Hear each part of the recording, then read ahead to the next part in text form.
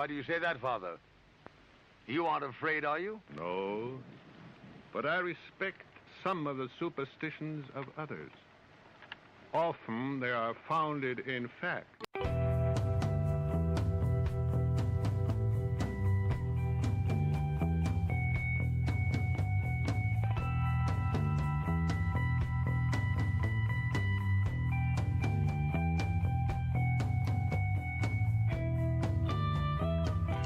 Broadcasting live from our Sanctum Sanctorum in bountiful Bakersfield, California. This is the Sixth Sense Society.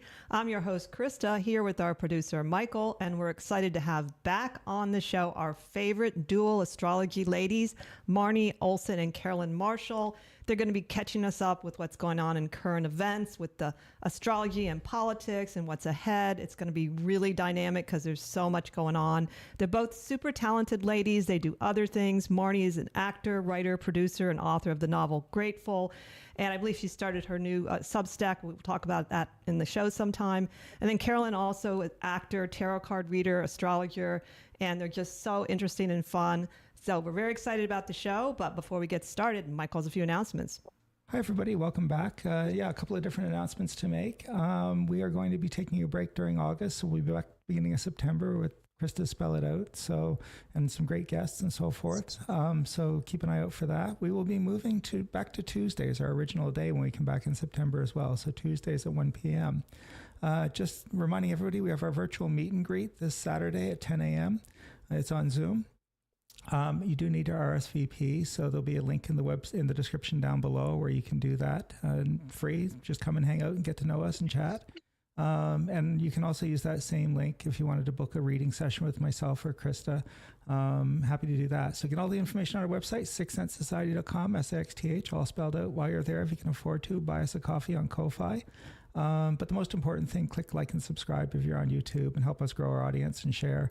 And that makes it that means the most to us. So I'm going to kick it back to you guys. So take it away, Krista and Marnie and Caroline.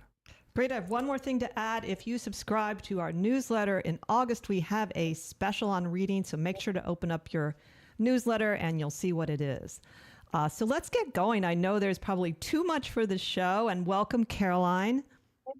Hi, guys. Good to be here. Great to see you again. And welcome, Marnie. Hi. Yay, it's so great to have you both. So I guess we should really just dive right in. Does anyone have a preference in terms of where you want to start with? Do you want to start with what's coming up with the Democrats? Did you want to start with something broader? What would you like to do? Let's just check in with Caroline first. Well, I think that I have gotten way down in the weeds with this stuff. And No. yeah, I know. I go down. Someone like you. I go down a few rabbit holes, and I realized that I was missing the big picture. And I think a lot of people are missing the big picture because we're getting so sucked into the daily, down into the daily, which is just every day it's changing and confusion and so big picture stuff. And Krista, you had done one of your readings that you posted on Facebook, and it inspired me. And it was you were doing a reading, and you had we were talking about the hawk card. You got that in one of your spreads, and how the hawk, is it the hawk or the eagle? Hawk, yes. And the eagle. Yes, the hawk. That was the lesson going through, right? Yeah, and the hawk, the hawk is big picture. And as soon as I read that, because I was really down in the weeds, down like a little rabbit down in the weeds while the eagle is flying over, and we really need a bigger, broader picture. And rabbit was in that too, I think. Yeah. No, it's really funny because I was actually right in the midst of trying. That's funny. I know, and I was like, big picture. Let's stay big picture. Big picture stuff is, and the way to start that is with Pluto. Go back to Pluto and Aquarius, which is one of our very first episodes we did together. We were talking about Pluto going into Aquarius. And I think the first time it went in was a couple years ago. Yes. It's like a million years ago. And we discussed that on our first episode, I believe. And I want to go back to that, to Pluto going into Aquarius, because, at the time it was the Pluto return of the United States chart. Right. Right. And boy, oh boy, is that really playing out. Are we really seeing that? You know, at that time we were so young and innocent. We had no idea We of didn't the chaos know. that would ensue from that moment on. So yeah, so when Pluto conjuncted, how do we explain this simply? When Pluto going into Aquarius, actually Pluto going into being in Capricorn at 27 degrees, that's when it conjuncted the United States chart, Pluto, right? Right. Yeah. The Sibley chart. We call it the Sibley chart. That was the name of the dude that, said that was the date of the, birthday of the United States. So we're going with the Sibley chart. Pluto was at 27 degrees Capricorn. So 250 years later, Pluto went back into Capricorn. So astrologers were all very excited because they're like, oh, hey, this is the Pluto return in the United States of America, and everything is going to get crazy, and it's going to be death and rebirth and transformation and of our government and of our country. And it really has borne out, hasn't it? Mm-hmm. It has not been chill. No, it hasn't. And seeing it down on the ground, being in down in the dirt here, we're down in the trenches. It's constant. It's been constant upheaval, and there's been a lot of conflicts and change. But the big word here is change, is transformation. And now that Pluto's gone into it went into Aquarius, so it moved on. But then it's gone back into Capricorn for one last little dip. It's going back in there. So that's funny because it's going to be in Capricorn again, where it was when it was the Pluto return, going back into Capricorn for the next couple of months, and right during the USA election, which is a very potent sign to me, to all of us astrologers out here, because it's like Pluto is going to go back into Capricorn, and then it's going to go back into Aquarius in January, and at the inauguration, and it's going to be there for 20 years. Not to say that our Pluto return is over, but certainly, certainly we will have been at a completely different place than we were 2 years ago in this country, and it will be. And right now we're so in the midst of all the change. It's really hard to see past, all the chaos and confusion, to a clearer future. But that's what Pluto and Aquarius promise us. It's the future, and it's it's clarity. We're getting out of these last 18 years of Pluto and Capricorn, which has been all about it's been about capitalism and corporate monsters. Sorry. Pluto and Capricorn is very the old system, and Pluto and Aquarius is about the future and humanity and the people, power the people, not power to the corporations and to the big money and to the billionaires, which we had during Pluto and Capricorn. And that to me, I absolutely can say that change is coming. And the astrology tells us that. And that's a big picture move. So yeah, we can have hope, because Pluto and Aquarius is giving us change that we much, much needed. So that's big picture stuff. I mean, that's part of it. There's a lot more, but I don't want to run on. So. And to add to the whole Pluto in the U.S. chart, it's just for people that don't know, it's in the second house, which would be connected to finances and also our values. It's obviously more complicated once you start looking at the aspects, but just even on a simple level, the Pluto return is really, you're right, it's really been acting out in the sense you can see it. I know, Marnie, you had some thoughts about that too, the Pluto and going back in Capricorn and what that meant. I mean, I'm just kind of piggybacking on everything that Caroline just said, because God knows we've been talking about this forever. So sometimes I'm like, am I repeating myself? Maybe. But we've been kind of trying to prepare ourselves that so September 2nd is the date that Pluto is going to dip back into Capricorn, and it's going to be at 29 degrees until I think November 20th or 21st, around there. It's going to go to 0 degrees Aquarius. So I think for us, like, just like as a whole, it's a good idea to sort of prepare ourselves for that last long dark night of the soul. And Capricorn can tend to be a bit more of a pessimistic sign sometimes. And I don't even mean that as a negative. It's just like, there's sometimes it's just like it's quicker to go to that, like, oh, it feels kind of dark and hopeless. So I think that with that tying into going from September and into the last months of the election and even during the election, I think that's going to be pretty intense. And I think there's going to be maybe some of that kind of roller coaster of despair and hope, which we've already sort of been on. I think we've already kind of been on that. And I think we're going to have more of that.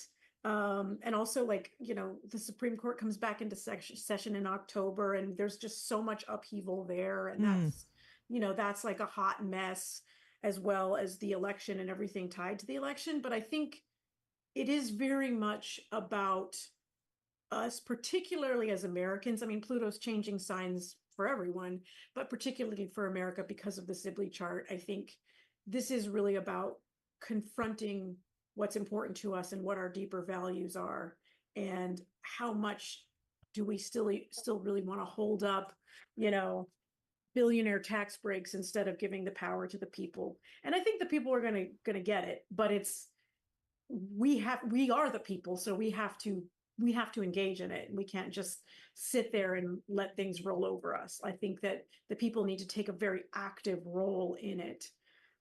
So yeah, I'm not really saying anything new here, but I think that's the big picture thing that we're looking at over the next few months, and getting us through the election, and then the months after it, when Pluto really gets into Aquarius and stays there for a couple decades.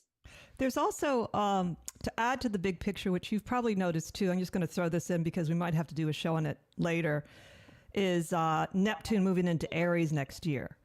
And that's a big one. That's a huge one. Last time it was in Aries, it was 1862, which was 1 year into the Civil War. And even when I looked at the date, there was some meaningful legislature during that period of time. And then the other thing I wanted to add into the big picture, which again, I haven't analyzed, but you probably have noticed that Mars retrograde in Leo in December is going to be exactly on the US North Node. Exact. So I thought December 6th, wow, that's got to be something going on. I don't know, because it's, it all seems to be somewhat tied together in my mind. That whole North Node in Leo makes so much sense. If you look at the United States the way we are, we're so dramatic about everything. Everything's like is a theater performance. So. At least we lean in that direction. And there's, I think, some other things too with Mercury. But anyway, I just noticed it. I haven't really, but I thought, in terms of the big picture and in progressing, these things probably do add up in some ways. But particularly that Neptune in Aries, since it doesn't change that often, that's going to be tied into Pluto and Aquarius. In April, I think it's in April that Neptune goes to that it's March. In March of 2025, Neptune is going to be at 29 degrees Pisces. So it will be not only at the end of the sign, but it will also be at the end of the zodiac before it goes into the new sign. And it'll be at the exact degree that it was when the Civil War exactly started. I mean, it was at 29 degrees Pisces when the Civil War started.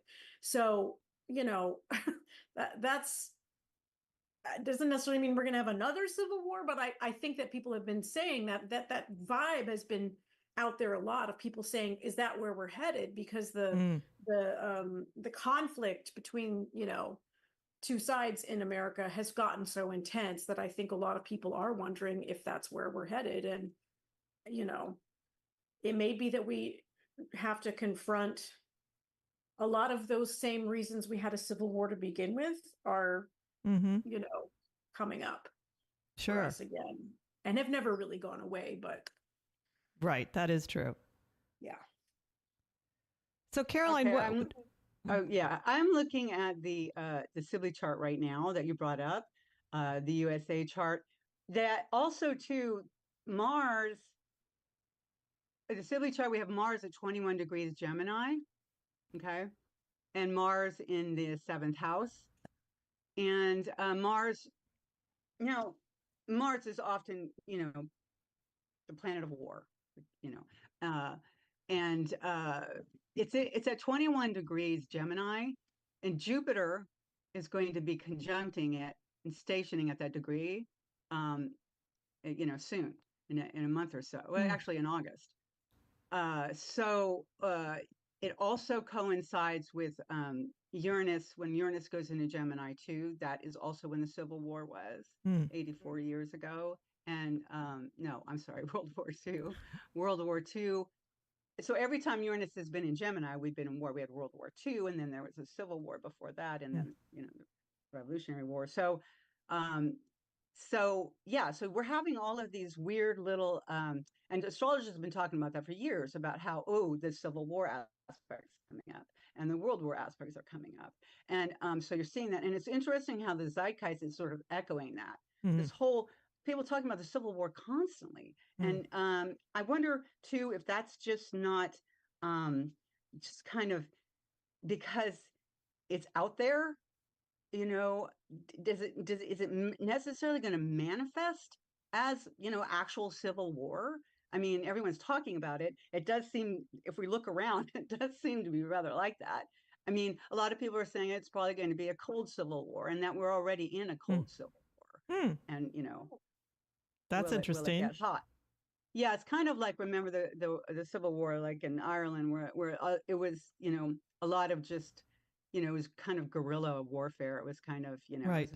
just and seems like that's where we're at now. I mean, with an insurrection, we have sporadic violence, political violence. So that really kind of has already manifested. Yeah. Well, even the shooter with Donald Trump, the attempted assassination was one person. Right. More of a, like you said, maybe that's the kind of war that and also, it is a different world with technology and things like that. And there's, to consider, what it would look like you said, in this day and age. But there is already a lot of violent conflict here in this country. Anyone that lives here knows it.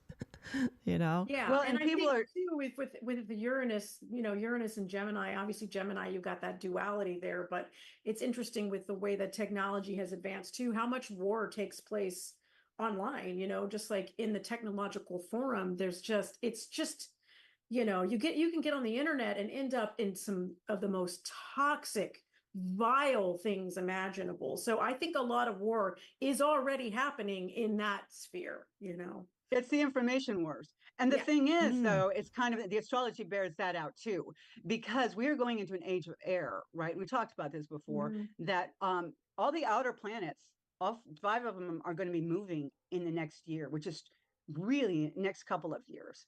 They're all going, and we've talked about this before, all the outer planets are going to be in fire and air signs, no earth and water signs. That's going to be nuts.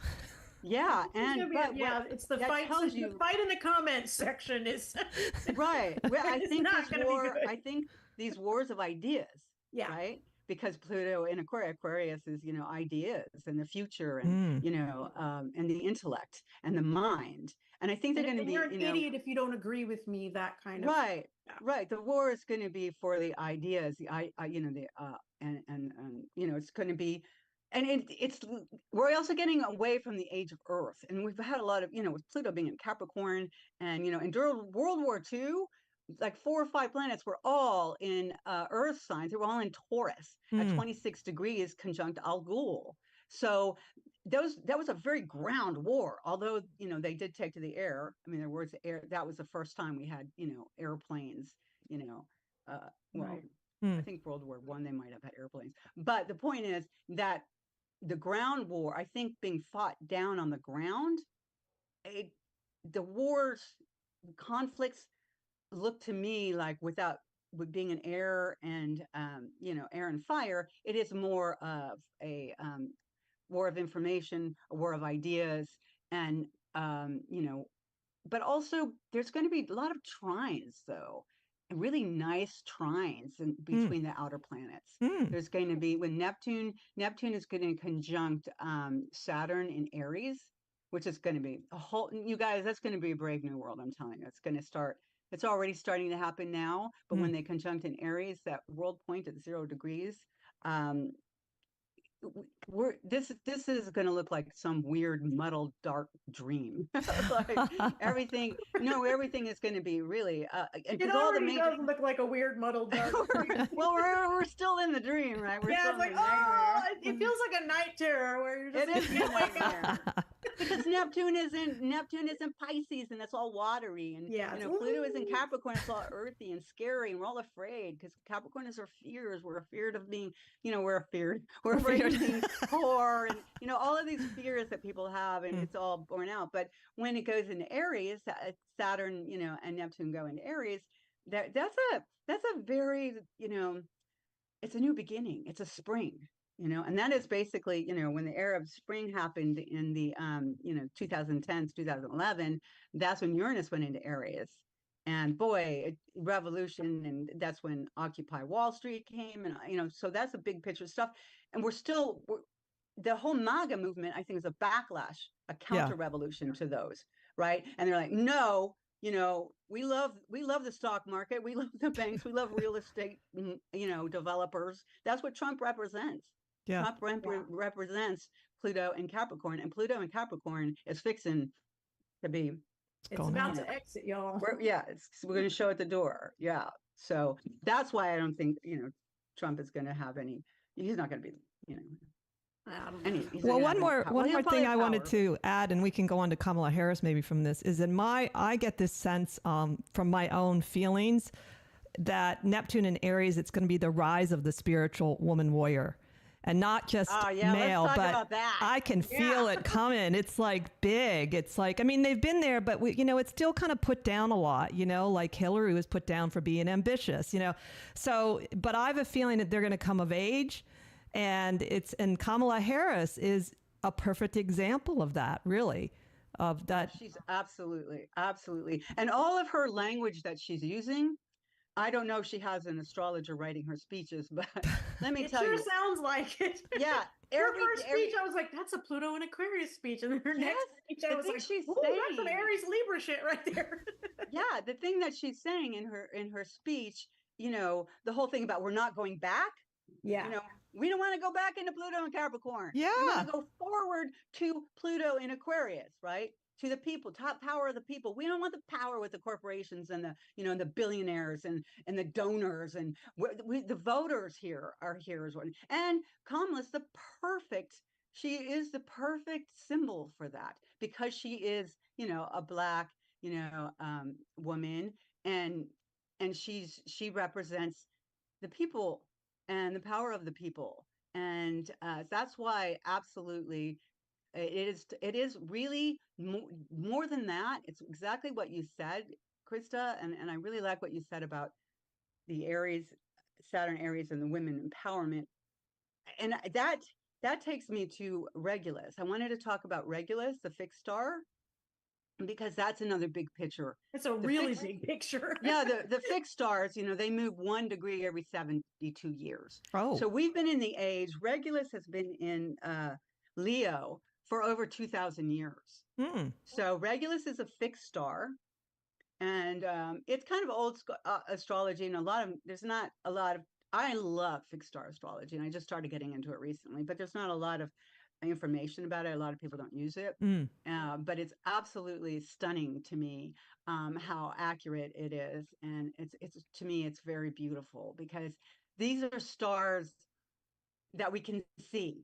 And the ancient astrologers, that's what they had, just the things they could see. So all of the astrology, Persians had the 4 royal stars, which were Fomalhaut, Regulus, Antares, and Aldebaran. And they were the royal stars, right? They were the Watcher of the North. The Watcher of the North was Regulus. Regulus is the heart of the lion. So the star of Regulus is in the heart of the Leo constellation, in the heart of the lion. Okay. For 2,000 years, civilization has been, Regulus is the major star, and is the brightest star. And it came to be when imperialism basically came to civilization. The idea, and also it's a very male sign, it's male air, fire, I'm sorry. And so for 2,000 years, we have been, living out the myth of basically male supremacy, and it works out through, the idea of royalty, right? The king, people serve the king, right?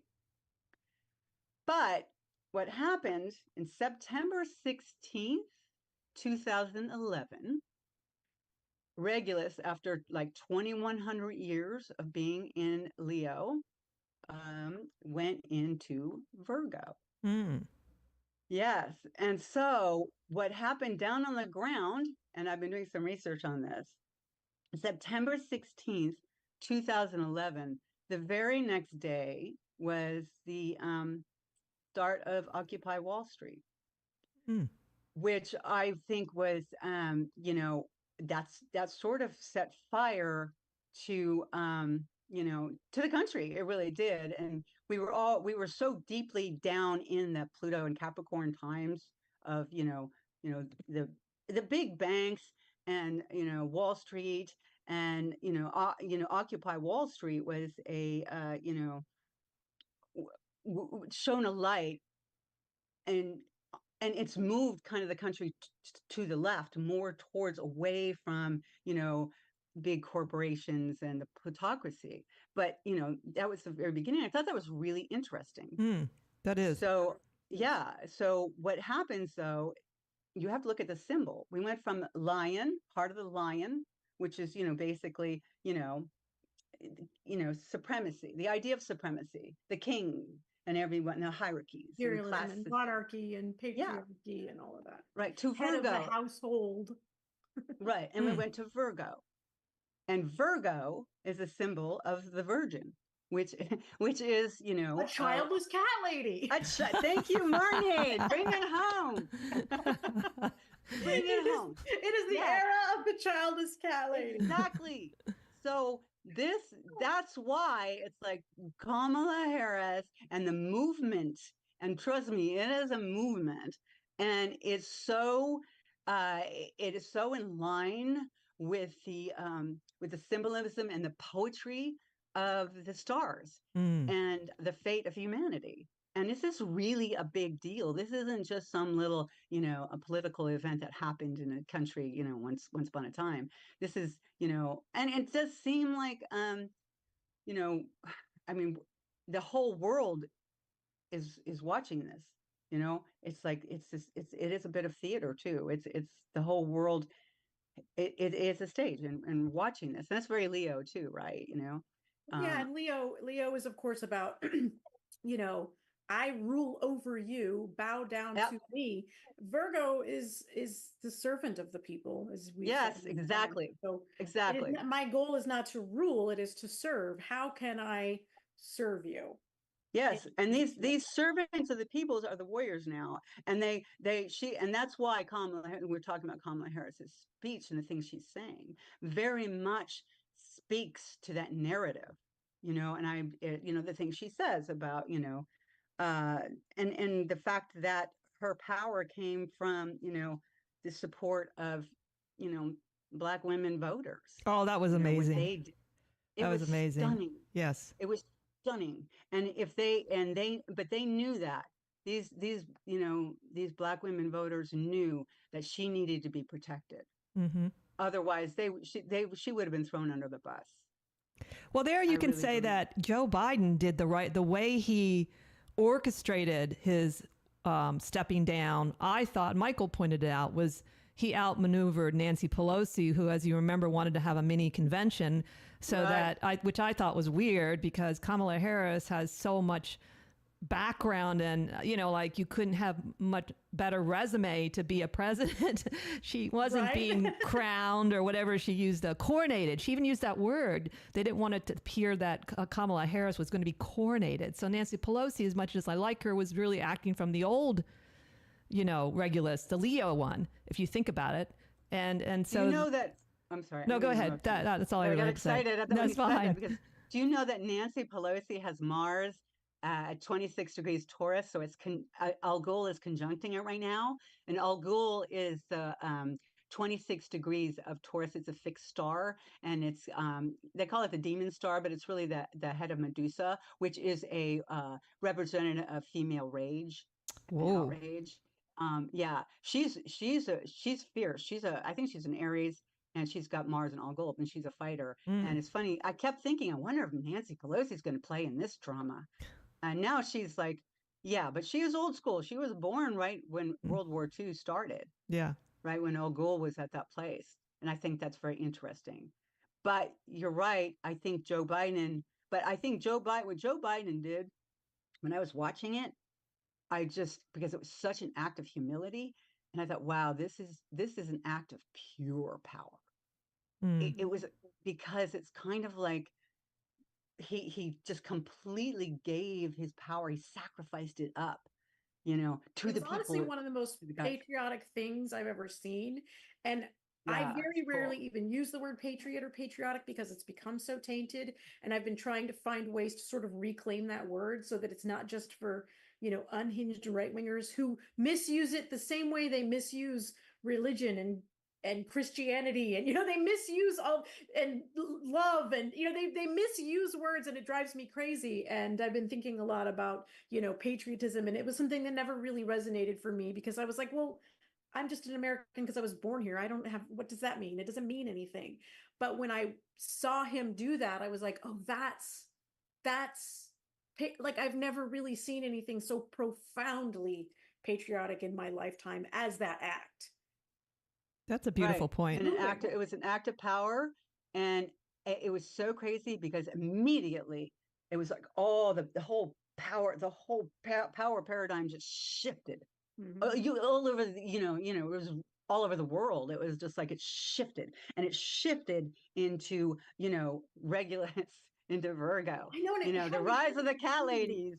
I know the rise of the cat. It is a cat lady revolution. A Scorpio move too, because Scorpios often their greatest power is in their withdrawal. Sometimes they'll just withdraw, and it's like this supreme act of power.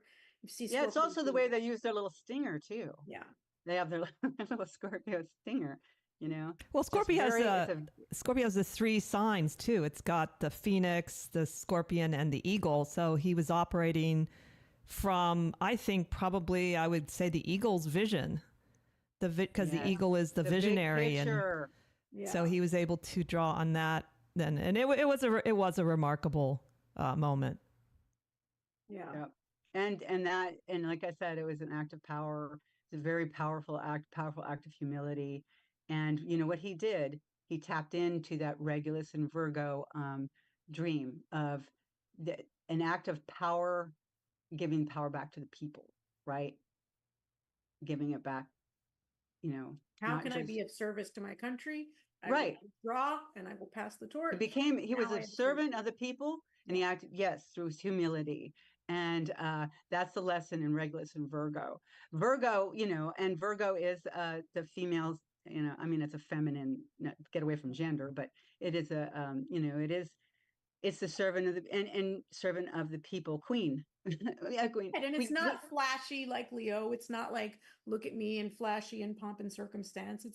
It's more subdued. It doesn't need all that flash it doesn't need to be center stage, Right. And it's the idea of, and Marnie and I were talking about this at great length the other day about how the childless cat lady, what happened right there at that moment when Biden, stepped down, and, of course, Kamala rose, at that moment, the great hubris of Donald Trump was illuminated, because his hubris, and they said this, they keep saying that out there in the news and the pundits, that it was such an act of overconfidence that he rose up J.D. Vance to his vice president, because he just did it because he was so sure and so confident that he didn't need, to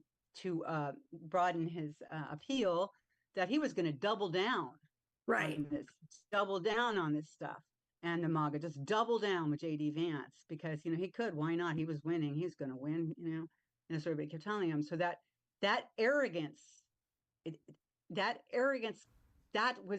the fall of that king. His arrogance right there. And you know why I know this?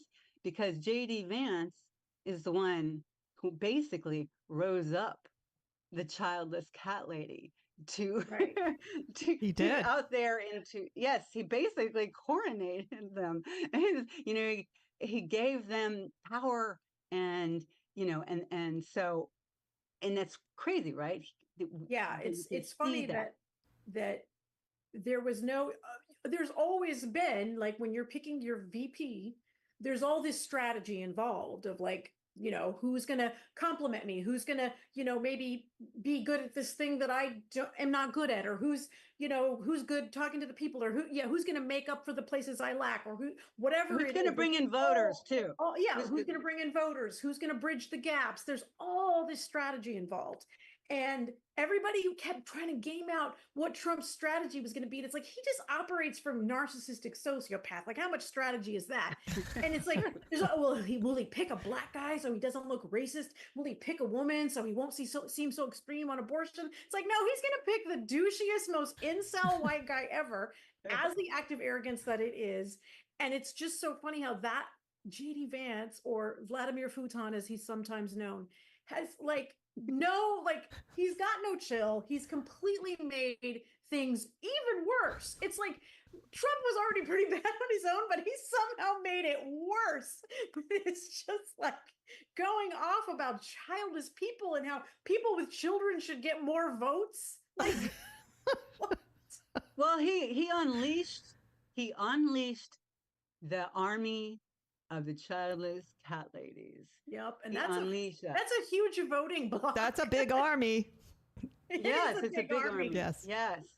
And there's all of it, and there's some of us that we're in solidarity with them. That I have cats, but I have a child, but I have total solidarity with the childless cat ladies. But you embody the spirit still. Like, you don't have to. That's the thing. It's like it's beyond being literally sure, childless and literally having a cat. It embodies this whole state of independence, and it's that I don't have to have family the way that you are just trying to define family for everyone. And that's what the right wing is trying to do, is define family the way it's this one thing, and it can't be anything else. And that's what they're digging on. And they're digging on everything that is outside of their box that they're comfortable with. And Kamala Harris is a great representative of, I was looking at her chart and how she's got Pluto, Uranus, and Venus all conjunct in Virgo in the 4th house. It's opposed by Chiron in Pisces.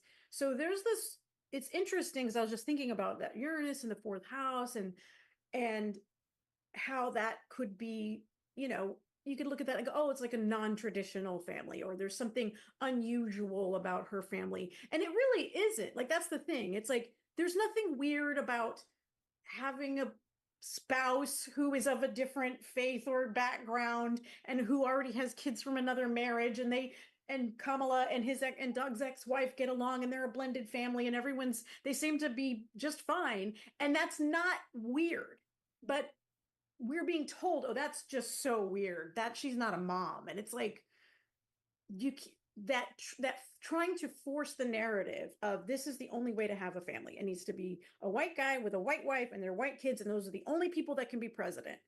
And that's completely what's backfiring on them now. Sure. Is someone who is actually representing Kamala Harris's family represents a lot of people. Like, a lot of people find that relatable. A lot of people say, oh, that's familiar to me. I'm Catholic and my husband's Jewish, or I'm Asian and my husband's Mexican or whatever, and it's like it's completely normal, but we're being told, oh, it's too out there.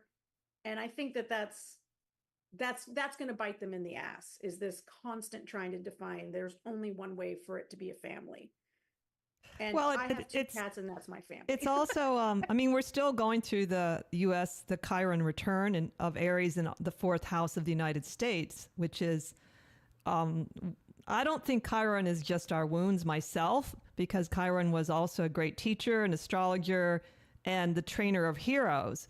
Nevertheless, it's a foundational house, and we should be looking at the foundation of the values and the way we set up our lives in the United States. And to me, that's another way we can look at it. Like you're talking about, it's not quite the same as Uranus in the fourth house, but the idea that that's going on too in the U.S. chart and has been going on for a little while, will be going on for a little while too. And the other thing I was thinking when you were talking about the cat lady is that, well, it's kind of a form of Leo, but now the female is like got control of it. So I thought, well, that's another great indication of the shift, of women and the sort of the lion getting a little smaller, a little more tame, so that we can dominate the lion in a nice way. The cats are happy and well fed, and that the cat ladies will take care of them. Yeah. Right. Which brings us to this new moon that's coming up. We have the new moon on August 4th, which is a Leo new moon, 12 degrees. The sun and moon will be at 12 degrees Leo. And on that new moon, which is coming on the 4th, Venus, the planet that represents women, and a lot of other things, but mostly women right now, to me, Venus is going to it's going to ingress into, guess where? Zero Virgo, right? The same, it's going to conjunct Regulus. Sorry, that was a little messy. Right. So Venus is going to go from 29 degrees Regulus, 29 degrees Leo, to 0 degrees Virgo on the new moon in Leo, right? So stay with me a minute. So that Venus going to crossing over that, from the queen, from the royalty star to the servant of the people. That's why I think that this new moon is kind of the coronation, symbolically, of Kamala Harris. Rises her and her army of cat ladies to yes, it's the coronation. So I think something this week, and I think too, because she's picking her VP pick this week. On Tuesday, I guess they're going to go. They have a rally scheduled. So of course, being an astrologer and everyone's trying to guess who this VP pick is going to be. And I was like, ooh, you know what? It's going to be on the new moon, which is the 4th, which is what, Sunday? That's Sunday. Mm-hmm. So I think it's very poetic, astrologically speaking, that Venus is going to be conjuncting the star Regulus on that day, which is representative of the Virgin Queen. And we don't use virgin literally, but as as the woman queen of of reality, because Virgo is a very earthly sign, right? It's not just the idea; it's the actual servant of the people we discussed. Right. Well, that word virgin originally meant autonomous. Right. Exactly. Thank you. You said that. Thank you. I mean, one of my friends told me that years ago. She was studying it. She was a really smart young woman I met at Dalhousie, and she was the one that told me. I said, I never knew that. She said, yeah, it meant autonomous initially, an autonomous woman. And it's also the priestess, right? It's the priestess who in the temple, and that it doesn't belong to a man. They belong to the people, to the gods, to the oracle. So that's why I'm this moon, I've dubbed it the cat lady summer, cat lady summer moon. And I think, so trying to pick that she's going to be picking her VP at the time. Now, what would be perfect is because she was symbolic of the queen, right? The Virgin Queen, she doesn't have a mate, right? Symbolically. Mm-hmm. She doesn't. Like Queen Elizabeth is a perfect example. She was called the Virgin Queen because she refused to marry because she didn't want to give up her power to a man. So, and this weird out there, and you're still hearing a lot of like, well, she needs to pick this white guy, kind of, Right. we're all in the middle of that, because it has to be, it has to be, he has to bring in the white dudes or whatever. Gotta make those white dudes happy, Right, right. Yeah, we don't want to hurt their feelings. So, but I think that will be symbolically powerful. I think this basically she will pick a partner. I worry though that I worry about her pick. I mean, I think everybody is, because the astrology to me, really, if we're going with this whole, the Virgin Queen idea, right?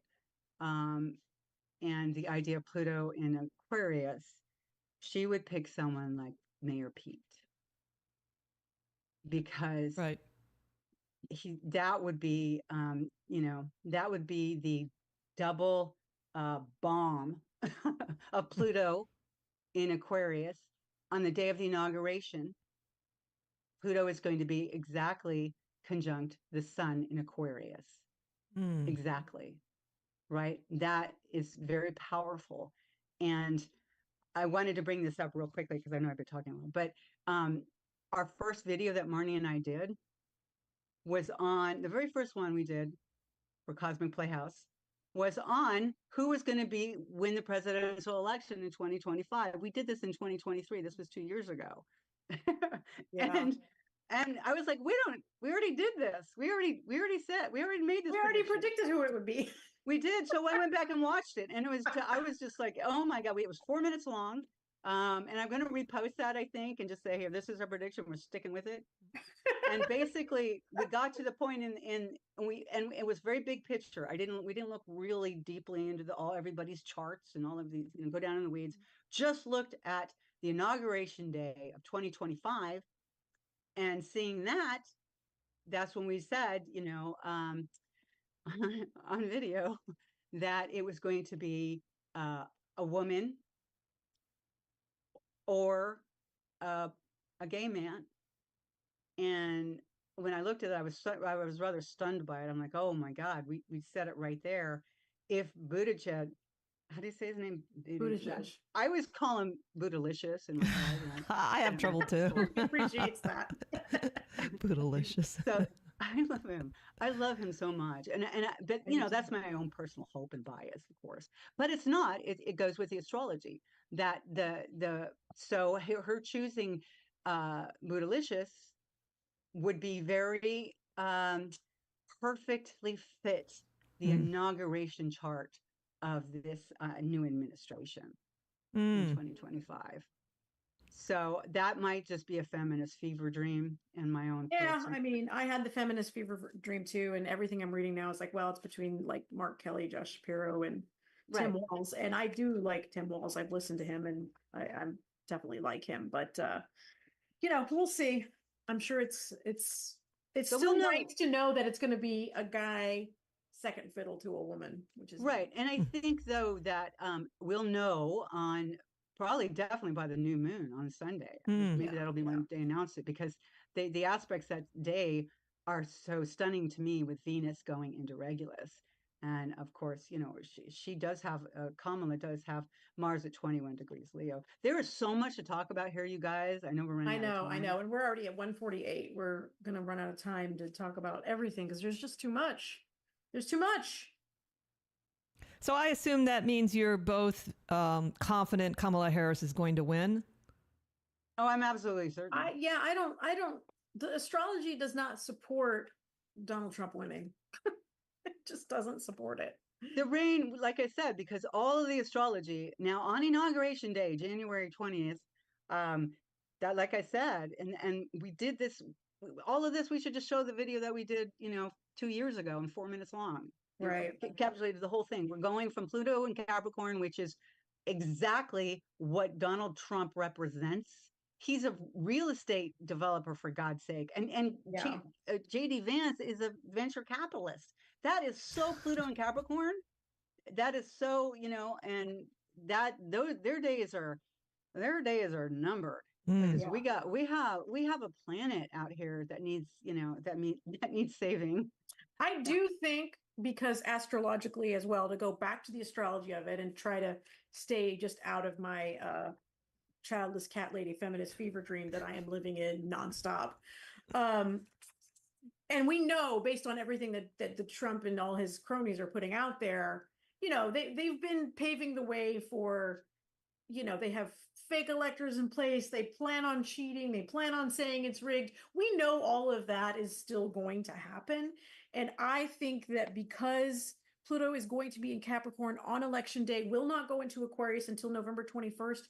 I think we're going to see a couple of weeks of chaotic, like, just all of that's going to be in the news. It was rigged, and there's going to be court cases, and there's going to be, fake electors. There's going to be all of that kind of stuff going on. And I think it's going to be pretty aggressive, because obviously Trump doesn't want to lose. He's counting on everything, because he's gonna face so many court cases. Like, he's got so much litigation and fines and possible prison time. There's so much at stake for him, plus his ego, which is massive. So he's not gonna just go, okay, I lost, no biggie.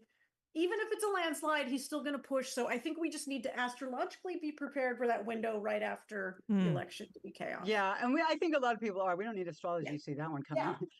So it's so obvious. Exactly. It's so obvious. I did want to very quickly, because I know we're running out of time, I really wanted to talk about the August 19th, the Democratic National Convention, that full moon that's happening. There's some crazy aspects during the convention. Right. And that trying to game that out has been like, whoa, wow, it's crazy.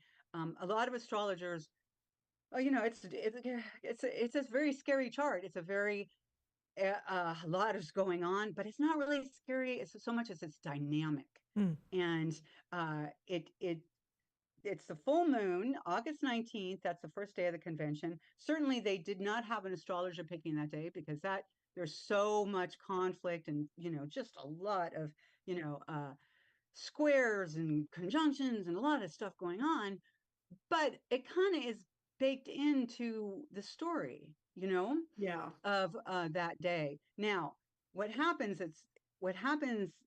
on August 19th is there's a full moon. It's at 27 degrees Aquarius, right? That exactly conjuncts the Sibley full moon is at 27 degrees Aquarius. The Sibley full moon, remember, is the United States full moon. So, and the moon represents, quick and dirty women, not quick and dirty women, but just, I'm going there very quickly to the symbol. It does also represent quick and dirty women. Yeah, it's quick and dirty. Quick and dirty women matter. Yes, they do. Hashtag meow too. We're starting. Yeah, hashtag quick and dirty. And then the Uranus is at 27 Taurus, so it's going to be squaring that. Yes, exactly. Aquarius. And do you remember, I don't know if you remember this, Krista, but when we did our prediction show at the beginning of the year, you asked me what the we were talking about the moons, and you asked me what the gnarliest moon of the year was. And I said, one August 19th.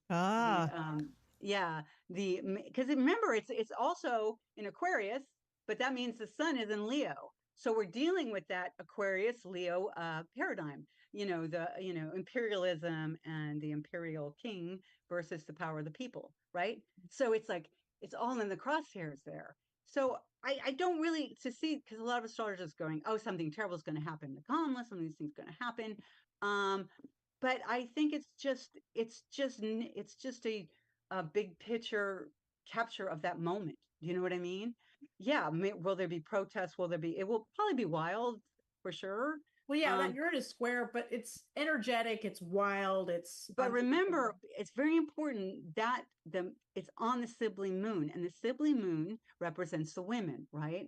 Well, also And there's Pallas Athena right, conjunct yes. the sibling moon, which I don't know what that means exactly, other than that adds another layer to the Aquarius moon in the U.S. chart. Yeah, There's Athena. and she's a patriarchal goddess, though, because Medusa was, she was very much the matriarch of the feminine, the wicked women of the world, the Liliths and all of the darker shadow side of the female. Yeah, that's interesting. Yeah, so it's the warrior woman, and so if we look back in history, what happens when that moon, when Uranus hit that moon, we had Roe versus Wade. In other words, we had the suffrage movement. In other words, women issues were there was brought to a head, right?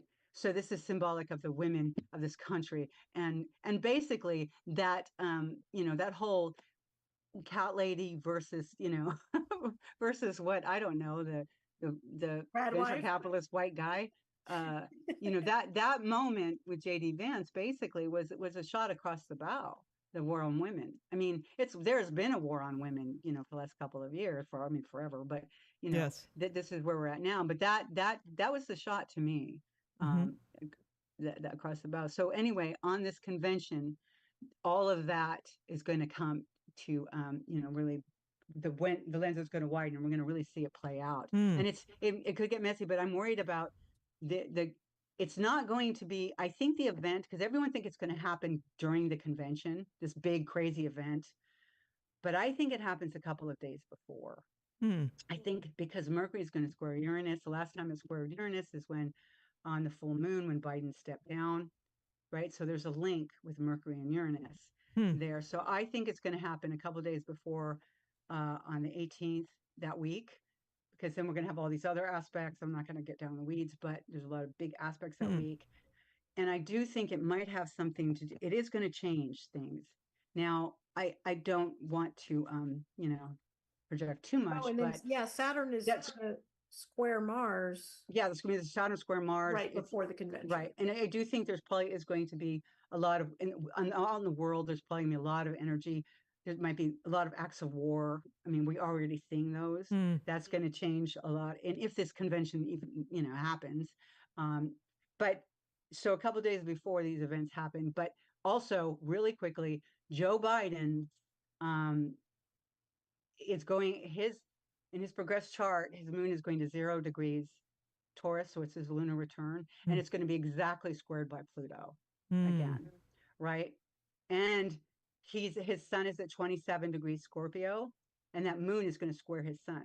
When I first saw that, I thought, oh, they're going to take him out. But they did it before that. Yeah. So I wonder again if that isn't like, and some astrologers are saying this, and I'm kind of thinking that too, that could okay, let's game this out for a second. And this is an idea that if something were to befall Biden again, perhaps what like the Republicans are trying to do right now, Mike Johnson's trying to get him to step down. I don't know if you guys have seen the news. Right. He's trying to get him to step down for the rest of the presidency, right? For the rest of his term. Right. Now, if that happens, it would happen around that time, because Uranus is going to square at the same, again, Uranus is going to square Uranus again at the 26 and 27 point of Algol, which last time it happened, he stepped down once. If it happened then you could see where that would change the entire reality and cause an immense, conflict and intensity around that convention. In other words, right, if Biden were to be taken out, and also it kind of goes, with the whole curse of Tippecanoe about him not making it through his first term, which is kind of bearing out, that old curse about whoever's elected on, whatever president every 20 years, and that ends with a 0. The year ends with a 0. Does that make sense? Sorry. Because he was, the 2020, he was elected in 2020. So it puts him in the crosshairs of that old curse that he wouldn't make it through his full term. And I know I'm saying that really fast, and you guys look it up. Curse of Tippecanoe. And what a way to leave the show. We'll have to have another show right? soon. We'll do another one and continue this because there's so much going on. But think about that. What happens then? What happens if, say that happened? Say Biden was taken out by fate, by the Republicans or whoever did it. Obviously, it's going to be fate because it's a very fated chart. It's a very fated moment right now. If he were to be taken out, who becomes the president? Kamala Harris. Right? That would be a twist. Wouldn't that? And that's what I'm seeing, something like that. And a lot of astrologers are trying to game it out. Yeah. But remember, that moon is 27 degrees Aquarius is actually trining her sun exactly. Her sun is 27 degrees Libra, and it's sextiling her moon. It is squaring and opposing. I'm sorry. It is squaring Biden's sun exactly. Well, we'll just have to see what happens. That's a good cliffhanger. Right. So thank you both. Thank you, Caroline and Marnie. And you can get their contact information from our website. Make sure if you're interested. And thank you all for listening in. Join us next time as we continue to explore the esoteric and the obscure together. Have a great week.